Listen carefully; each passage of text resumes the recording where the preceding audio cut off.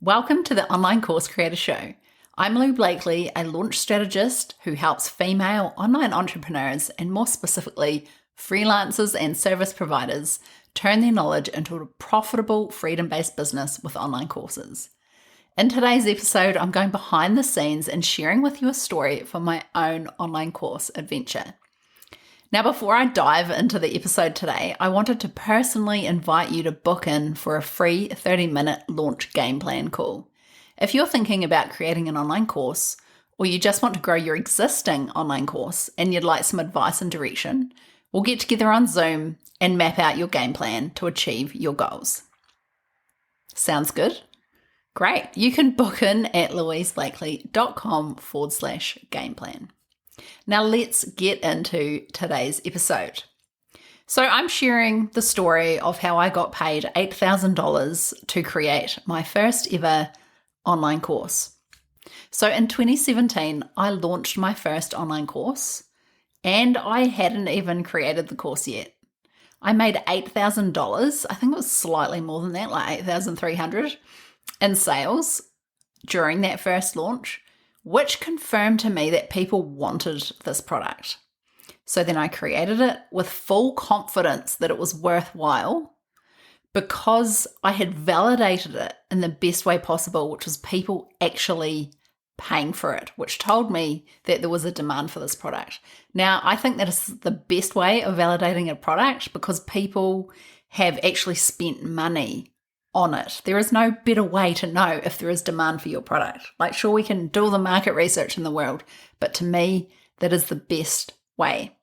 So then, only after I had done the launch and seen that people wanted it, that there was demand for it, and actually been paid upfront for it, it was then that I actually started creating it with full confidence that the time that goes into creating a course was going to be worthwhile, because courses take time to create, as I'm sure you know.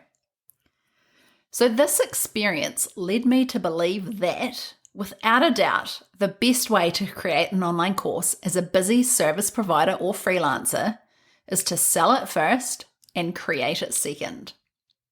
And at that time, I was exactly where you may be today. I was a busy, booked out, feeling burnt out service provider. I was a digital marketing professional freelancer who worked with a bunch of different clients, and I was busy, okay? And this is the way that I took to create an online course, and I wouldn't do it any other way now. Because honestly, if I hadn't done it this way, how many years later is it? It's like 6 years, 7 years later. That's actually really hard to believe. Maybe it's 6, yeah. I would still be thinking about it, I promise you, if I had not done it this way. Now, you might be thinking, like, why would I do that? That sounds crazy. Some people think it's not ethical. And I disagree with every single one of those thoughts. There's so many reasons in favor of creating or selling the course first and then creating it second. Firstly, if you're already busy, whether you're actually liking that busyness or not, I know I surely wasn't, I'm willing to bet that you want to create an online course. You've already scheduled it in at least once or made some kind of plan, like in the next 90 days I'm going to do this, but then you didn't actually start. I hear you. This was me too. Procrastination is the number one reason most course ideas never come to fruition. They never actually become the course. They never turn into a real thing. So if you sell first, you have customers waiting for it. You absolutely have to create it. Accountability at its peak, I think. Like, when people are waiting for it, you will do whatever it takes to get it out there. And I know that you are the type of person who will do whatever it takes. Now, the second reason it works really well is you may have a course idea, but you're not really sure if people want it and will pay for it. So putting it out there, engaging the reaction, is the best form of validation there is, as I spoke about earlier. Because paying customers, they're the best. No paying customers after you've put an offer out there means that you can go back to the drawing board without having to waste months creating a course that no one wanted in the first place. Doesn't that sound refreshing? Now, this is an easy decision if you put an offer out there and you get no buyers. Like, it's a no-brainer. Well, no one wants it. I'm going to go back. But what if you got 1 to 2 buyers? Is it still worth it? Versus I think with my online course, I think I had maybe about 13 or 14 people that bought it the first time around. I can't quite remember. But if I had 1 or 2, I think I still would have gone ahead and created it. But if I had none, then there's no way I'd create it. And the reason that I would go ahead with 1 or 2, like some people will tell you, do not create a course that only has 1 or 2 buyers. But if you've got a small audience, like I did, then actually 1 or 2 is quite reasonable when it comes to conversion rates and that kind of thing. So if you've got a teeny tiny audience, then yes, I would continue. If you've got a large audience, and by large, I mean, say over 5,000 people on your email list and your conversion rate is well below 1%, then I would actually at that point say, okay, this offer does not have legs, and I would refund them and move on to a better idea. I would actually find out from my audience what they actually do want. Now, the third reason that selling your online course first and then creating it, the third reason that this is such a good strategy is you can create your course in confidence in real time with your best audience. The people who have just bought off you, your buyers, they are right there in it with you. You can even teach it live. So instead of pre-recording all of the modules, you can do live calls on Zoom, like maybe once a week. Everyone comes, you present the lesson, ask if they've got any questions, and then upload that particular recording into your course portal as the lesson, but it's like version 1, right?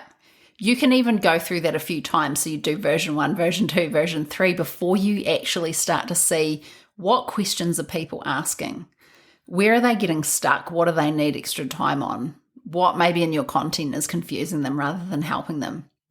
And once you get that feedback and you notice where those patterns are, you can continually make your content even better. And then you can pre-record the final version that goes in the course portal that will be there for the future rounds, right?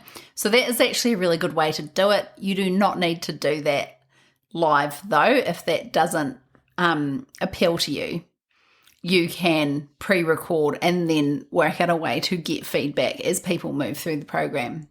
However, teaching it live is a great option because the success of your online course in the long term really depends on the results you're able to get for your students. So this process of teaching it live with real-time feedback is going to become a massive advantage for you. And it's something that I would really only consider if you have not even started with creating your online course yet. Now, there are a few things you need to know for this to work. Firstly, you need to have a solid outline. It needs to be comprehensive. You need to know what goes where. You need to know exactly what is going to be inside this course. So spending time getting super clear on exactly what is inside your course before you go into launch mode the first time is key. Now, you need to be very, very clear on this so that you can share it with your students so they know what they're buying, right? Like, no one's going to buy a course when they don't know what's inside. It's also going to give you the confidence to launch it well when you've got that clarity of what you know inside. And it also stops you from overcommitting, because I find that if that time is not spent on creating a really solid outline, then you can kind of go into the launch just winging it a little bit and say, yes, I'm covering that, and I'm covering that, and I'm covering this, and I'm covering that. But when it comes to actually creating the course, you realize, you've overpromised, or these things you've committed to having in there because you said in your launch, they aren't actually that important, and you would actually quite like to not have them in there because you think it's going to make it harder for everyone. So just a reminder on that. The point of a course is to make the process from getting to A to B, whatever that is for your customer, as simple as possible. And sometimes that means pulling out a lot of the stuff that is not necessary. Now, the second thing that you need to know when it comes to selling first and creating second is you need to have the time put aside after the launch finishes to create the course. I think this is fairly self-explanatory, but you definitely need to put some thought into what this is going to look like for you, because creating a course takes time. You do the work first and then you can reap the rewards for years. But that first iteration, that first creation process, you do need to invest your time into the creation of it. Like, there's no doubt about that. It is time consuming. So my suggestion is that you actually drip the content out to your new students week by week. Or if it suits you, even fortnightly. Just make sure it's realistic and it's also in line with what your audience wants. If you do it this way, then you can realistically set aside time each week to get it done. Or you can teach it live, which I spoke about earlier. I recommend having a full 1 to 2 days per week to work on your course content for the duration of the course. So if it's a 6-week course, I recommend putting aside 1 to 2 days and having very clear boundaries around that. So you're not doing client work on those days, you're not doing marketing or other stuff in your business. It's just full on creation mode, remembering the payoff that's going to come once you've created this online course. And you also can remember that you only have to do this once, right? So if you're out there listening to this episode and you're putting your course on the one day, someday list, it's time to stop that and get it done by pre-selling. It really is the best way to create your course. Thanks so much for listening today. If you learned a thing or two in this episode, I'd love you to take a screenshot of this episode in your podcast player and share it to your Instagram stories. Don't forget to tag me at @LouBlakely_.